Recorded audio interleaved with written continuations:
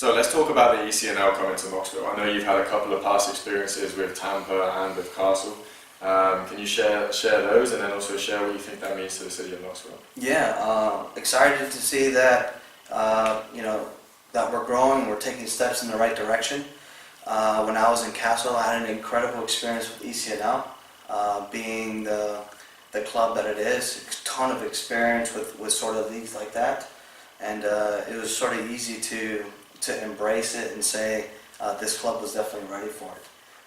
When I was in Tampa, after North Carolina, it had been a couple of years, and Tampa got ECNL. Again, excited to hear that ECNL was growing, that soccer was growing in our country, but it wasn't quite the same type of experience that I had in North Carolina. I think a lot of it had to do with the lack of experience that we had as a soccer culture in Tampa.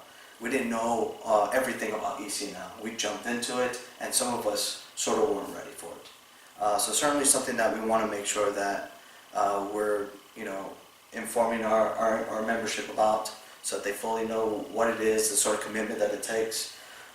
When you talk about how it affects us as a club, we're making strides to make sure that again, we are getting the same kind of exposure that ECNL can give you in that regional and that national type of exposure. Making sure that we are still leaving room and making room for the type of kids that we want, the well-rounded kids, the kids that absolutely love soccer. They want to compete, they want to be the best at it, but they want to compete in high school too. They want to compete in middle school, and they want to make sure that they maybe have a little bit of a life outside of the club life. A little bit, it's the happy medium. It's making sure it was a healthy young life. But again, not diminishing what it is that we're doing, believing fully in what we're doing, and making sure that again, we're giving them the same opportunity.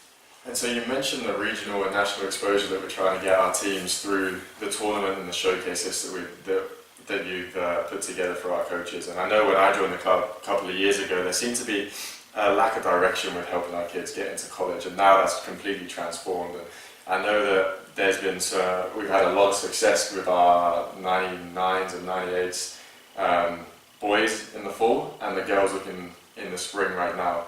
Can you explain a little bit more with that and the processes we're going through to help our kids that want to play college make it to that level? Yeah, certainly from where we were in the past, and that we were having some success, we were sending some kids to college. Now it's more of, like you say, a direction.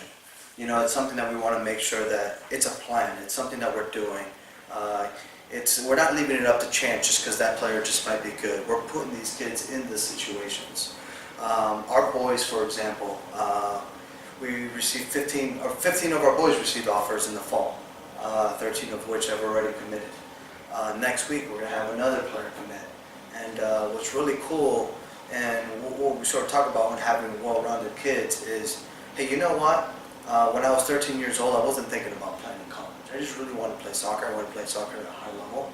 And this particular kid who's signing next week, soccer was a faraway dream. Soccer in college was a faraway dream, like something that wasn't going to happen. But it was the environment that he was in. It was, his coaches putting him in the right spots and educating him and his family what it could do for him. That sort of, allowed him to have the opportunity to finally say, yes, I do want it because the opportunity is there. So that's what our goal is. Whether you want to do it, or you're not sure, whether you don't want to do it, and you know what, you might just change your mind. That tends to happen. We've put you in the opportunity to say, yes, I'm in, and I'm ready. And I know with the contacts that our staff has built up in the area recently, I know the girls went up to Indianapolis and had a number of coaches looking at them, and I'm sure that when their commitments come out, we're going to have the same kind of feelings as the boys this side. I know the 03 girls this weekend, we're going to have 3 college coaches coming to watch us at U14. And it's early, but we're starting to get that attention. And I know with the contacts in the area that we have, there's more and more interest coming in our teams year by year, and people are already trying to set up friendlies with our boys teams in the fall.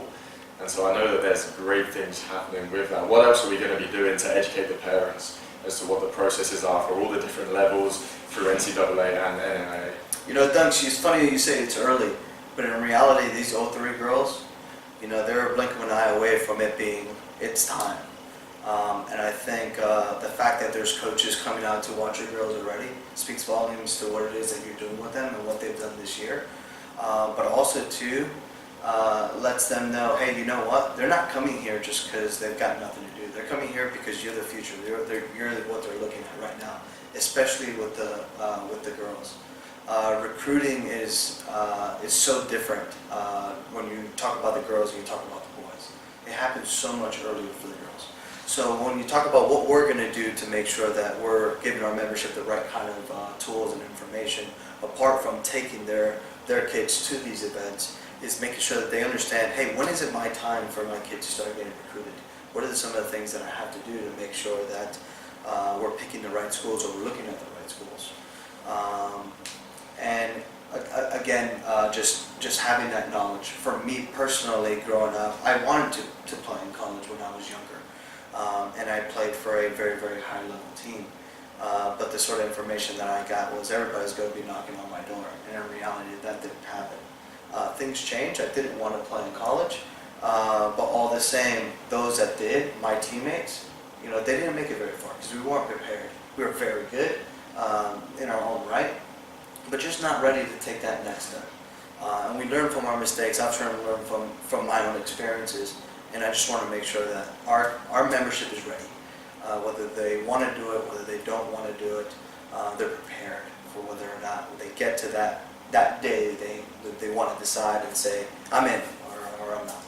Yeah, and I know having a number of us having recently graduated from playing college soccer as well, that's going to help for those boys and girls that need to ask those questions. They can go and reach out to those players that have just come out of the system. What does it take for me to join that, to get to the next level? What does it take for me to be doing now in order to get coaches to come and watch me and to take interest? I'll tell you, there's a lot of things that people they won't think about right away. When you think about your future and playing in college, you think about, the UNCs, the Stanfords, all the most prestigious schools that compete for a national championship every day. But you don't think about things like, your own career after that, your studies, the education part of it. Picking a school because the school is right for you, not just soccer. Speaking again from personal experience, my wife had to redshirt her second year in Loyola Marymount University in LA, and being away from home as she was, because she chose the school because the school was right for her, she was still in the right environment. She was still succeeding as a person, whether she was playing soccer due to her injury or not. Yeah. And these are things that we learn again through our experiences that we're sharing with our memberships. That again, there isn't any kind of phase going into this big decision that our kids aren't ready to make. Yeah.